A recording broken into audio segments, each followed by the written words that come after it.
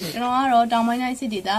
နဲ့စစ်ဒေသခွဲ3အမှတ်183 drone 2တပ်ဖွဲ့ဖြစ်တဲ့ Saw Dragon Drone Force ကရဲဘော်ဝတ်သုံးပဲဖြစ်ပါတယ်။ကျွန်တော်ကတော့တောင်ကိုခရိုင်အမှတ်1တက်ရင်ပြည်သူ့393နေမှာရဲဘော်ဟင်းဖြစ်ပါတယ်။ကျွန်တော်ကတော့ရဲဘော်ဟင်းဖြစ်ပါတယ်။ကျွန်တော်ကတော့ခွေရှိ391တရင်မှာ drone တပ်သားတယောက်အနေနဲ့တာဝန်ထမ်းဆောင်နေတဲ့ရဲဘော်လေးပဲဖြစ်ပါတယ်ရှင်။ကျွန်တော်ရဲ့ကိုယ်ပိုင်အမှတ်ကတော့ P2 ခွန်80 10 3နှစ်ပဲဖြစ်ပါတယ်ရှင်။ကျွန်တော်ကတော့တာယာဝီကအမှတ်3တရင်မှာတာဝန်ထမ်းဆောင်နေတဲ့ရဲဘော်ဖြစ်ပါတယ်။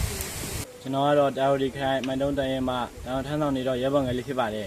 ။ကာကွယ်ရေးဝန်ကြီးဌာနမှပေးရတဲ့28ကြိမ်28ကြိမ်မြောက်တရင်အတွက်ထုတ်ပတ်ထွေထွေအသုံးစီကိုကျွန်တော်တို့ခွန်83တရင်မှာလက်ခံရရှိပါတယ်ရှင်။ဟုတ်တာယာဝီခိုင်အမှတ်3တရင်မှာလက်ခံရရှိပါတယ်။ကျွန်တော်တို့ကိုယခုလိုပြက်ကွက်မှုမရှိ